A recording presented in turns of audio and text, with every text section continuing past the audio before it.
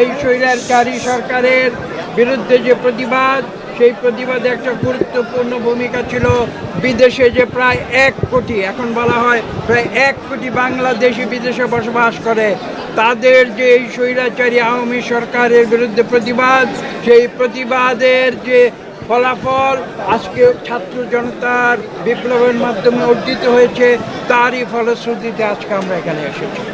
এবং আমাদের বিদেশে যারা এই দেশ থেকে চলে যেতে বাধ্য হয়েছিল, গায়েবী মামলা, মিথ্যা মামলা, প্রতিহিংসার মামলা, সেই মামলায় জর্জরিত হয়ে বাংলাদেশ ছেড়ে বিদেশে গিয়ে তারা আশ্রয় নিয়েছিল, তারা আজকে ফিরে এসেছে। আপনারা বুঝতে পারছেন, জানতে চেয়েছেন কেন ফিরে এসেছে। তারা ফিরে এসেছে স্বাধীন বাংলাদেশে আজকে নিঃশ্বাস নিতে ফিরে এসেছে। এবং অনেকে বলেন, আপনারা শুনেছেন, মানুষের এমন একটি অনুভূতি হয়েছিল যেন আমরা পুনরায় দ্বিতীয়বারের মতো যেন আমরা আবার স্বাধীনতা লাভ করেছি। এটাই হচ্ছে বাস্তব সত্য। আপনারা তাত্ত্বিকেরা যত বিশ্লেষণ করেন না কেন, তার্কিকেরা যত তর্ক করেন না কেন, এটা অস্বীকার করতে পারবেন না। বাংলাদেশের রাজপথে একজন রিক্সা চালককে গিয়ে জিজ্ঞাসা করুন, গ্রামে গিয়ে একজন কৃষককে জিজ্ঞাসা করুন, একজন শ্রমিককে জিজ্ঞাসা করুন, প্রতিটি মানুষ বলবে যে আজকে আমরা আবার নতুন করে মুক্তির নিঃশ্বাস ফেলছি। আন্দোলনে বিদেশি যারা আছেন, তারা যে যুদ্ধ করেছেন, তারা বিভিন্নভাবে যুদ্ধ করেছেন। তারা আওয়ামী লীগের মতো লগি বৈঠা নিয়ে যুদ্ধ করেন নাই। তারা কিভাবে যুদ্ধ করেছিলেন? তারা রেমিটেন্স বন্ধ করে দিয়েছিলেন, বাংলাদেশের অর্থনীতিতে কুঠারাঘাত করেছিলেন।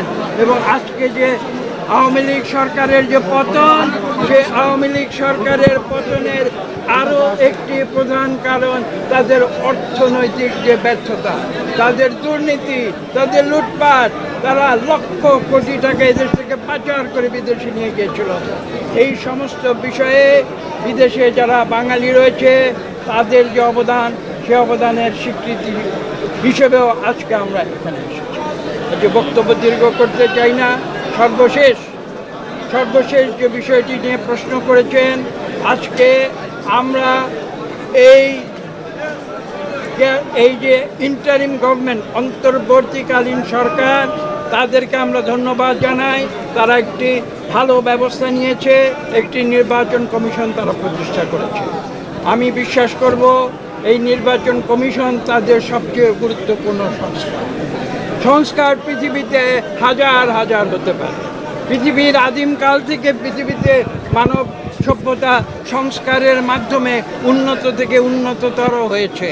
কাজে সংস্কার একটি চলমান প্রক্রিয়া, এটা কোনো দিন থেমে থাকে না। কাজে সংস্কার সবাই করবে।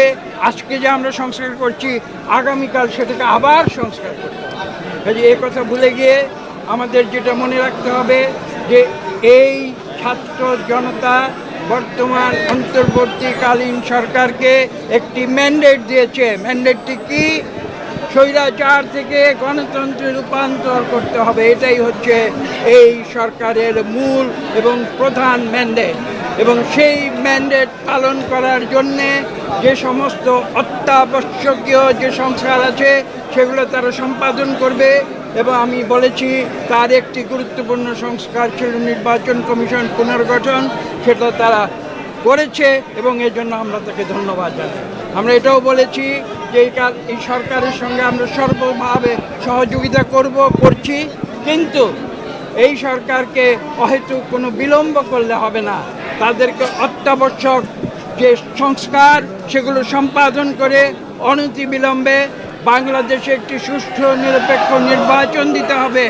এবং সেই নির্বাচনের মাধ্যমে বাংলাদেশের মানুষের অধিকার মানুষের কাছে ফিরিয়ে দিতে হবে।